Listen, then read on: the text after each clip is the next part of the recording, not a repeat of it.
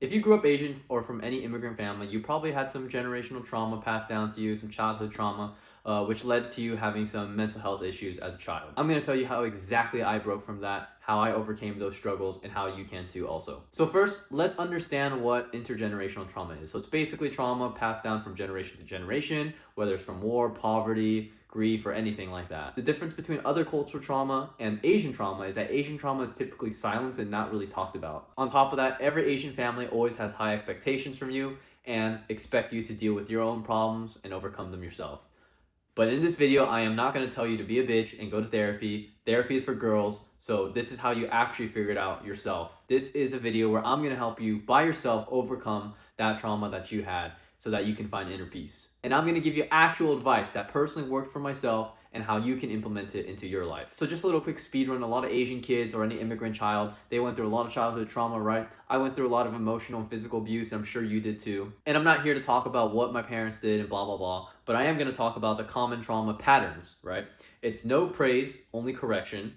Love shown through money, or for some Asian family, it's giving fruit. When you achieve something, you're actually worth something. And therefore, these create adults who can't rest, can't feel satisfied, or don't know what they want. And a perfect example for this is the Japanese men in Japan. They work 16 hours a day, right? Because they can't rest, they always gotta work, work, work, work, work. And the truth about all this is it's not that you're broken, it's that you were trained by your parents and your parents' parents, and so on and so forth. So now that we know this, you need to stop confusing survival skills with your personality. A common trait that especially Asian people have is being hyper independent. A huge one is being conflict avoidant, overachieving, and being emotionally numb. And as you can see, these are all survival strategies. So now I'm gonna tell you the hard truth about your parents. So basically, a lot of parents, they want you to suffer. They came from another country, worked their ass off, they were mostly all poor, right? And they basically told you how they came up and they had nothing in life. So as a result, when they have a child, they want you to suffer just as much as they did, but also cope by saying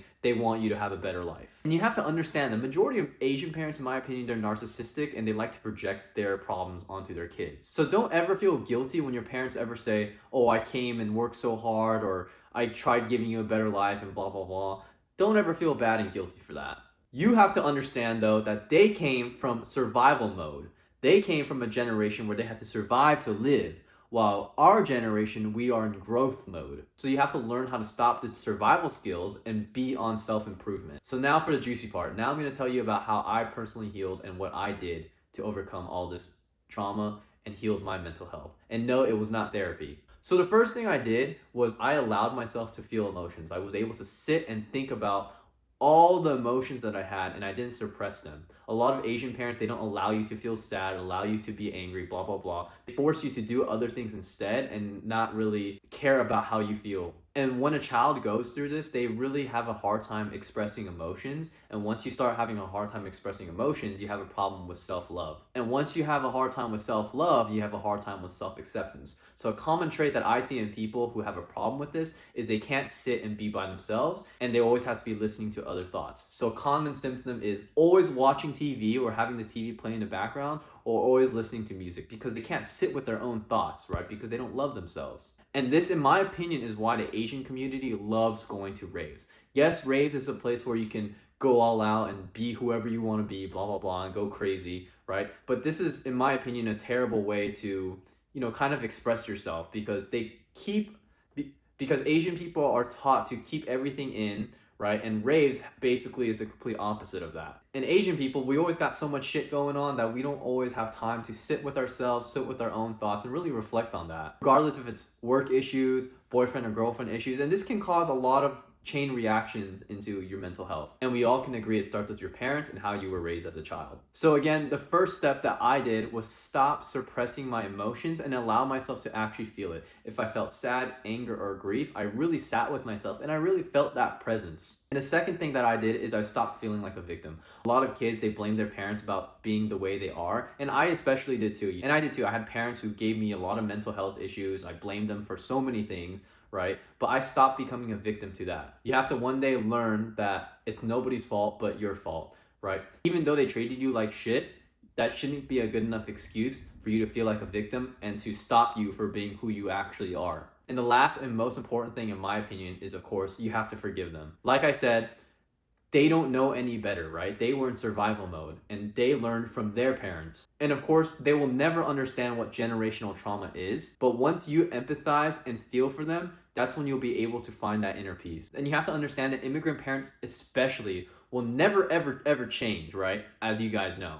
So therefore, you have to kind of love them for who they are. So in my personal opinion, if you implement all those 3 steps, you'll be able to find inner peace, because inner peace starts with yourself, right? You don't hide from it. Whatever you do, you try to cover it. It will always be there. And that will eventually affect your relationships in the future, your jobs, or just your mental health in general. So in my opinion, you have to learn how to go back into your childhood, heal that inner child of yours so that you're able to move on and move forward with your life and stop holding on to grudges. A lot of Asian kids have resentment towards their parents, and I completely understand that, but I promise you that that's not the way to go. If you want to move on and have that inner peace, you have to be on self-improvement. And in order to be on self-improvement, you have to find that inner peace within yourself. This is probably honestly the hardest thing you can ask an Asian person to do, because Asian people are also very prideful, and it's really hard for us to say sorry. If anything, you should say sorry to your inner child because you've been neglecting them. Be your own superhero, and if you were a child right now, I'm sure you would comfort them. So stop trying to run away and comfort your own inner child. Stop letting trauma live rent-free in your head. Just like Zuko in Avatar: The Last Airbender, all those problems that he faced made him who he is today, and you can be exactly the same.